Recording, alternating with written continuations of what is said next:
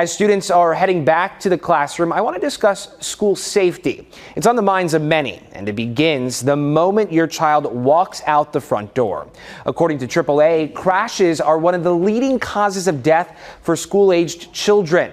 The afternoon hours, even more dangerous than morning drop-offs. Nearly 1/3 of child pedestrian deaths happen after school.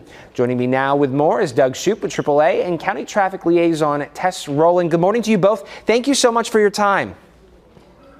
Good morning, Zach. Morning. Hey, I want to start by asking and addressing the #1 danger to children and pedestrians on the streets as we all head back to school. Yeah, it's a good question. We deal with a variety of issues, but one of the biggest dangers, distracted driving, but also speeding. Drivers going way too fast through these school zones. And, speed limits are set in school zones for a reason. A pedestrian who's hit by a vehicle that's traveling 25 miles per hour is 2/3 less likely to be killed in that crash than a vehicle that is traveling just 10 miles per hour faster at 35 miles per hour. So that's why you see these speed limits lower in these school zones, and drivers really need to pay attention to them. Doug, you addressed... Yes, and HCSO. Oh, go ahead, Tess. I'm sorry.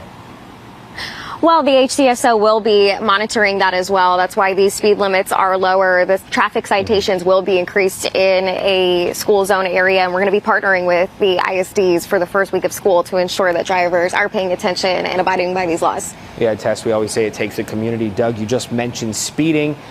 You did talk about distracted driving. Paint the picture for us on what that looks like and the impact that has on our community.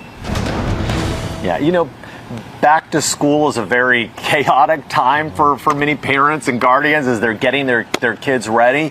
And so what we just want to stress is that, taking your eyes off the road for just 2 seconds doubles your chances of being involved in a crash. And so you never want to use your smartphone on any road, but especially in a school zone. These kids are excited, but oftentimes they're unpredictable. And, sometimes they run out between parked cars. Drivers need to be watchful for that and not looking at their phones for, a work email or a social media post or a text message. None of that is worth a child's life.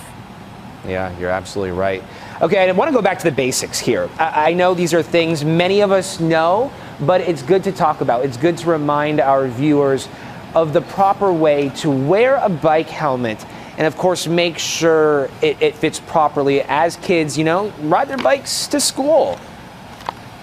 Yep, we want to make sure that every student who's riding a bicycle wears a helmet on each and every ride. But not only have that helmet, make sure that it's a proper fit. And what you want to do is you want to place the helmet on the child's head, and you want to have about 2 fingers from the bottom of the helmet to the top of their eyes. That's how you know it's on correctly. You want to make sure that the side straps, the triangles on the side, fit through their ears.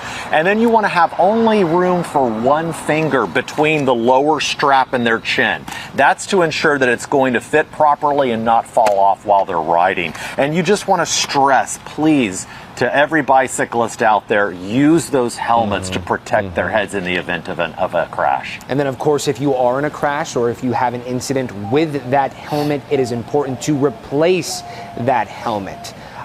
Tess, I want to chat a lot of people don't realize you have to replace that for sure, because these helmets are meant for one use. In the event of a crash, they can crack and they break, and it hurts their effectiveness. So you do need to replace that helmet. Absolutely. Tess, I want to talk to you about crosswalk rules and school signs every child and driver should know about.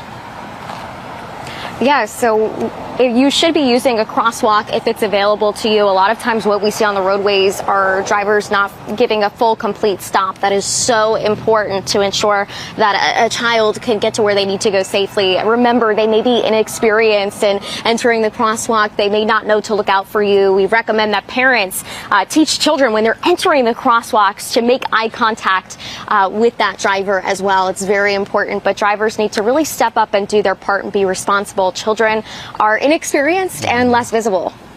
And of course, we've been out of routine, right, for the past few months. So getting back into routine, it's appropriate to have these types of conversations. What are the best ways parents can go about teaching their children safety when it comes to going to and from school?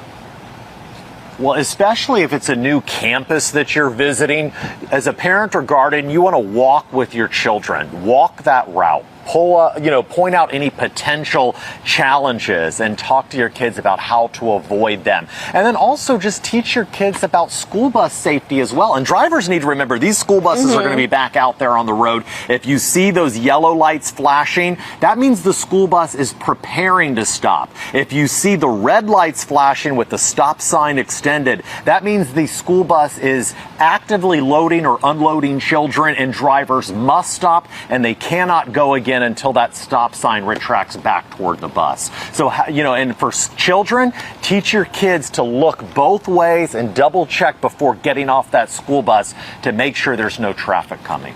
All good reminders, great conversations, tips to be having with our children as we head back to school. Doug Shupe and Tess Rowland, as always, thank you very much.